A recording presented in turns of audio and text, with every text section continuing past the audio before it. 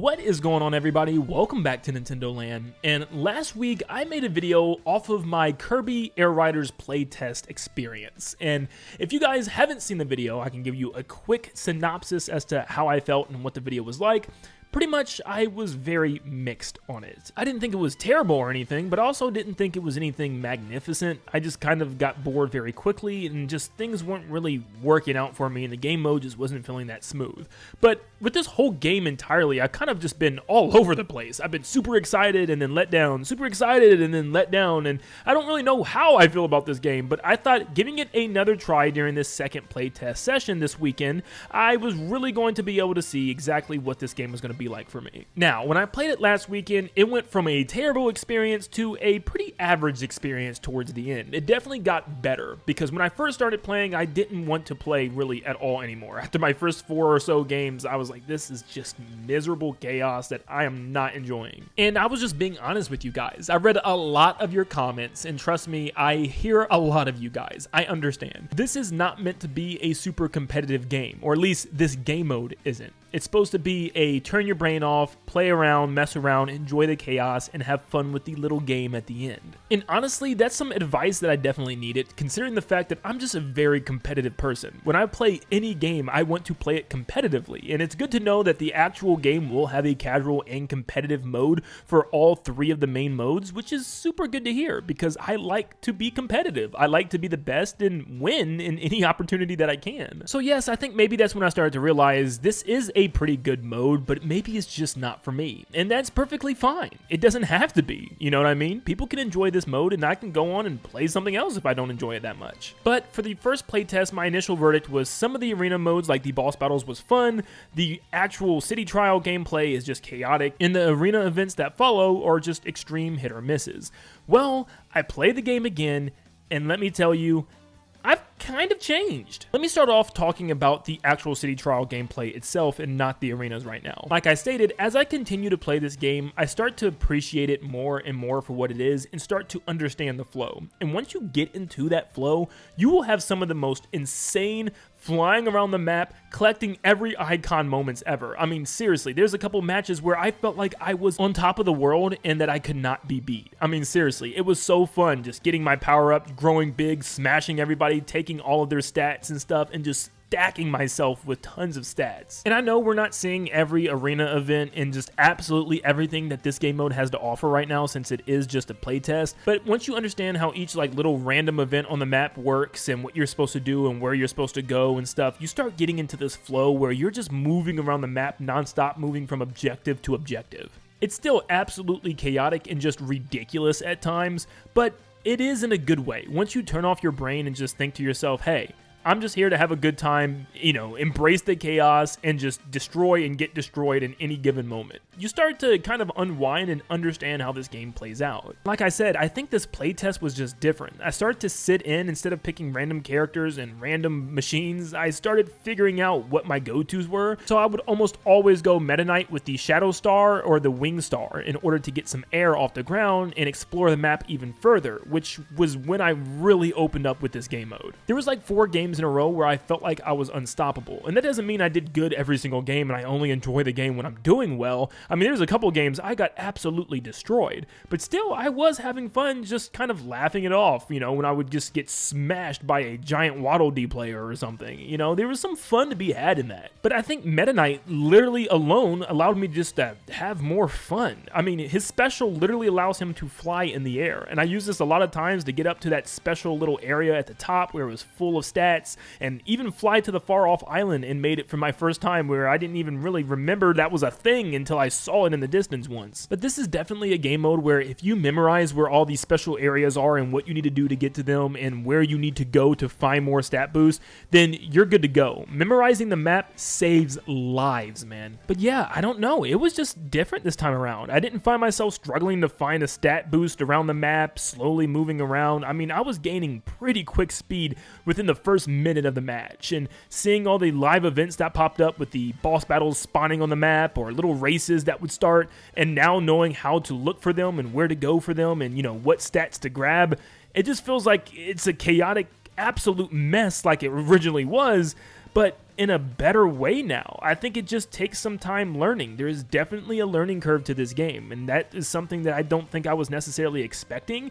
And let me be clear, I played the original game. I knew exactly what to expect from the arena games and even City Trial itself, but I think back then, when you're playing City Trial, it's against all bots. There's not a lot of pressure to do extremely well, and it's a different atmosphere. You don't have people trying to kill you, all these events that they have now, like warp tunnels and stuff. It just feels completely different than the original. And I also feel like with the original, maybe I just had a lot more nostalgia for and was expecting more, because as a kid, it was technically like the first open world Nintendo game we ever had. It was a mini open world, but yeah, we could run around as Kirby, jump on vehicles, and explore this map. It was kind of new for us when I was younger, at least, and I think I was just going into this expecting that sense of wonder again. But yeah, as we have gotten tons of open world games like Breath of the Wild, Tears of the Kingdom, shoot, even Mario Kart World's open world, I feel like that's something that didn't click with me right away, but after playing this some more and understanding that it's just a fun, chaotic party game initially, I had a lot more fun the second playthrough.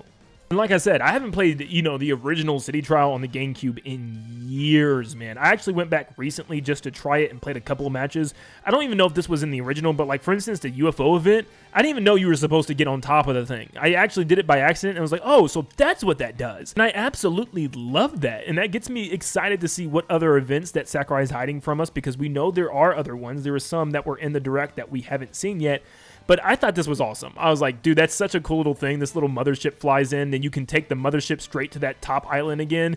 It's so cool. And you can just chain these things together, and before you know it, your stat boosts are through the roof. I don't think it really matters which ones you pick up, because every time I just picked up everything that I saw and was able to win the arena events easily, and that's my next thing I'll talk about. As City Trial has pretty much won me over and I'm having a really good time with it, I'm still not sure how I feel about the arena events. This whole thing, of course, reminds me of Smash Run from Smash Brothers on the 3DS, where initially you would go through this giant world, fighting enemies across the various Nintendo IPs and collecting all these stats just to play some silly, boring minigame at the end that just felt like it was a waste of time. And that's still kind of how I'm feeling. Once again, I really do think it depends on the minigame that you choose. Some of them are chaotic and fun, and some of them are absolutely miserably boring. Now, lots of the ones I played this time were ones that I chose to purposely play that I didn't play last time, and Dust Up Derby was easily one of my favorites. This was a blast. You can actually control, fight, and aim with whatever items that you pick up, grabbing a cannon or a plasma at the corner of the stage and just blasting plasma shots or cannonballs in the middle and just destroying people. Seeing that little scene of it just smashing through another rider was so satisfying, dude. I'm so serious. This was a blast. And one that I avoided almost every single time in my first play session was Button Rush, because I thought driving around hitting buttons didn't sound that much fun.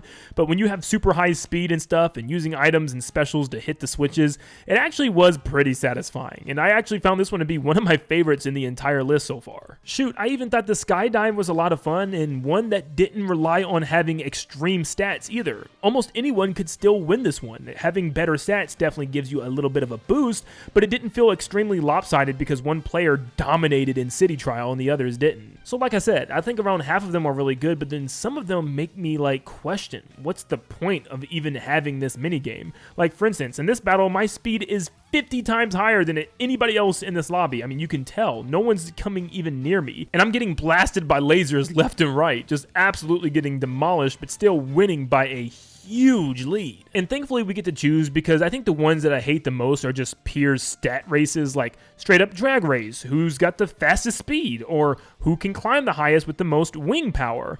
Those are the ones I just don't understand. Like, clearly someone is going to beat everybody else. So I guess it's technically kind of like a wager in a way. Do I think that I have the highest speed? Should I pick this game? But it's just almost like, why race then? The boost pads are there, but they don't do anything. Like, I'm not going to pass the guy in first who clearly has more speed. I was very excited about Rail Panic, but it's quickly became one of my least favorites because it once again, feels like another variation of Drag Race. It didn't matter sometimes if I hit lasers, missed boost rings or anything.